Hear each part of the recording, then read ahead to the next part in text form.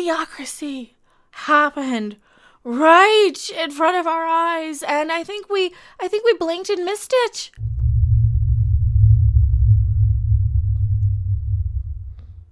Oh, there's no denying that happened, and that I can't adjust and figure out my hand movements to avoid hitting my microphone, which is why we constantly bonk it in every video. Hello, everyone. I am mecharandom42, the one, the only, the original, your favorite YouTube consumer advocate harpy.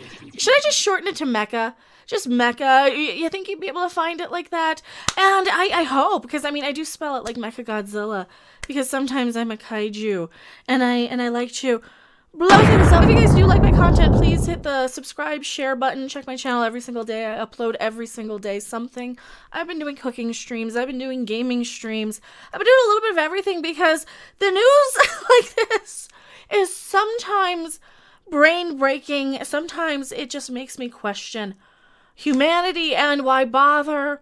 Why are we to the point in society where people feel the need to ignore warning labels, not pay attention to things, not understand what the crap they're doing? Is it intentional? I don't know. What are we talking about? We are talking about the current trend of people gluing things to other things. I glued my balls to my butthole again. On social media and getting a lot of attention for it. Now, this is the type of thing that happened back in my day with... Everybody knows that the woman they're calling Gorilla Glue Girl, the 31-year-old woman, apparently she is a mother of 5 children, is a daycare worker of some sort, did not have the foresight to understand that putting something called glue in your hair might not be the best of ideas, that maybe if you weren't sure, you would, I don't know, do a test maybe in between your fingers to see if you glue your fingers together. You don't want to start there. You don't want to start there. You want to start something like, a couple of pieces of construction paper, for example. How would you like to suck my balls? Or anything that you don't want to hurt, just in case. Now, as somebody who dyes my hair regularly and does process my hair with chemicals, you want to test them and make sure you're not allergic. I'm allergic to everything. That's why I'm pretty pale. I'm allergic to pretty much everything. So I usually read the labels of things that I put on my head or any kind of soaps. So I'm just accustomed to that, don't know her circumstances, and I'm not trying to come across as mean or mean-spirited or anything. I just thought we were smarter than this. I just thought we kind of knew better. I thought we knew that with all of these little warning labels that these companies put on things, like, hey, don't drink shampoo, and don't, absolutely don't. Don't lose your way. Don't use your hairdryer in the shower. That's another one. That's a bad thing. Just little things that we already know. Don't whiz on the electric fence. Little things that we already commonly know. Are we really to the point where we have to constantly go back and remind? I mean, do we need to bring back PSAs? Glue. Glue comes in all forms, shapes, and sizes. For centuries, it's had 1,000,001 uses. Unless you're an idiot who decides to glue his lips or other body parts together. I glued my balls to my butthole again. Whoa, that's a sticky situation. Oh my god, what did I do? And now, that'll have to be amputated. Now you have no lips or balls, and you'll have to drink through a straw or sit down to pee. Too bad.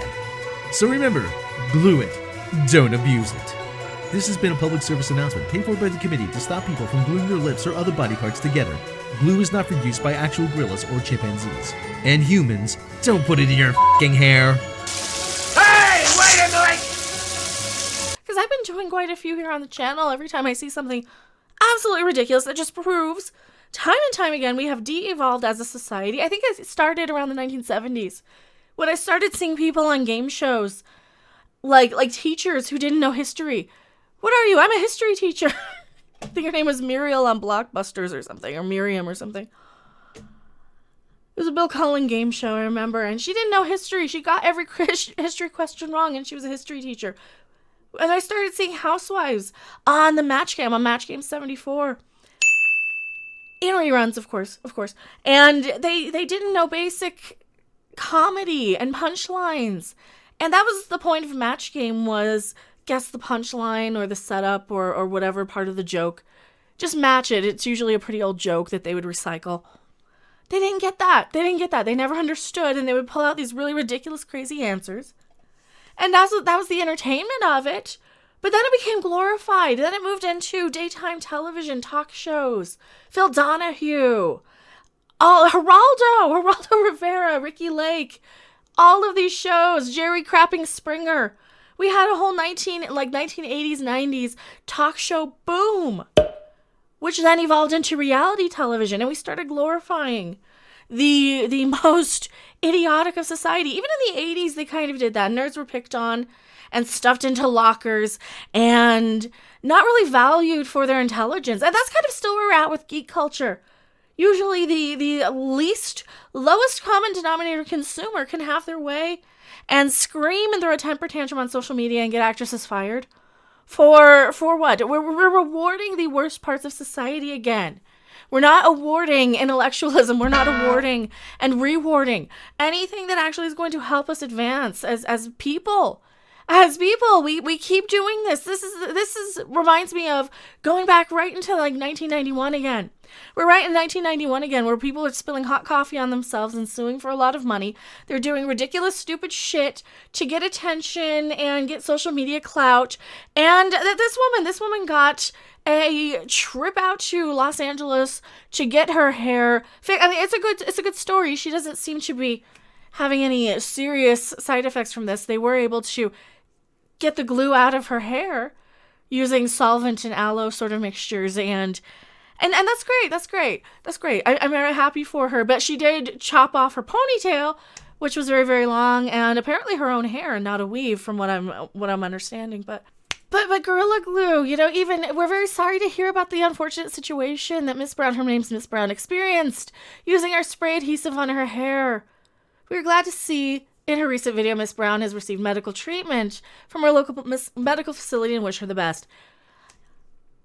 Instead of using regular hairspray on her hair, she grabbed a can of Gorilla Glue spray adhesive and went to town. The result was exactly what you think would happen if you coated your head in industrial strength glue.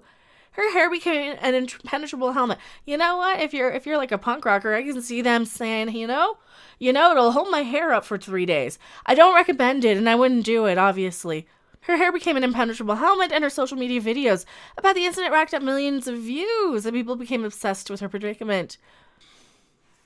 I'm mad that we're not taught to know better. Seriously. I'm not mad at her. I don't want anybody to think that I am upset or wish any ill will towards her. I'm not. She genuinely seemed distressed. And you know what, people, it's working out okay for her, so it's all right to talk about it. She got a GoFundMe for $20,000. She's doing fine. Her hair is even saved, the rest of it she has left.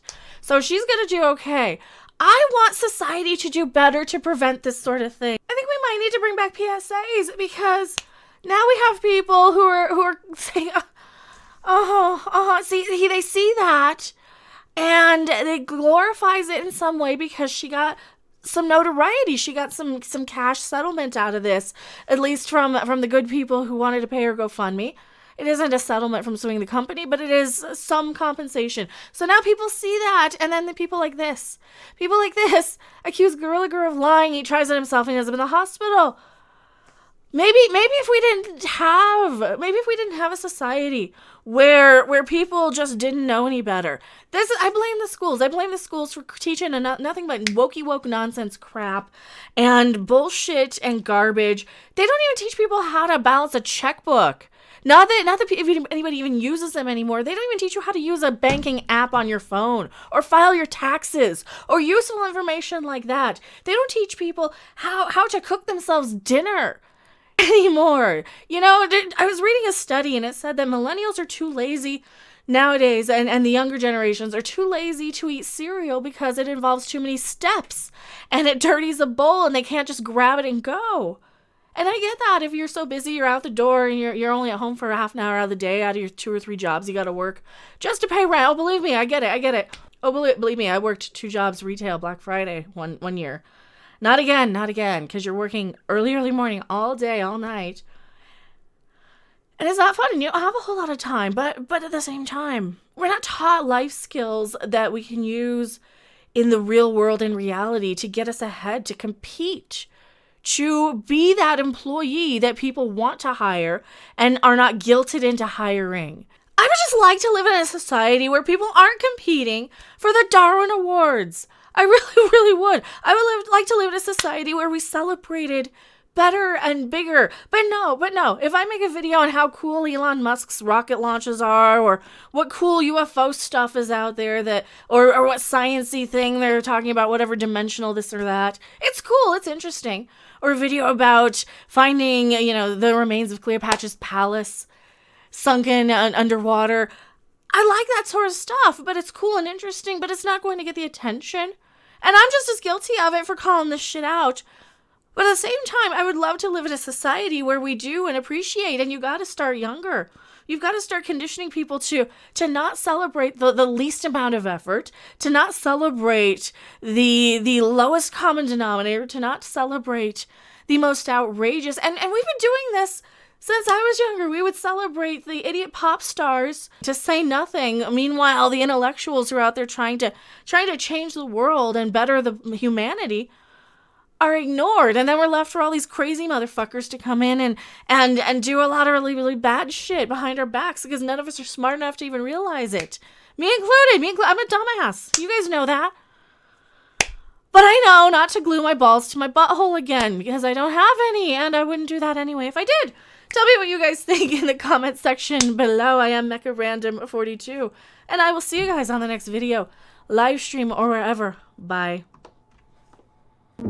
Thanks for watching. If you liked it, make sure to hit that like button. And if you want to see more, don't forget to subscribe. See you in the next video. Bye!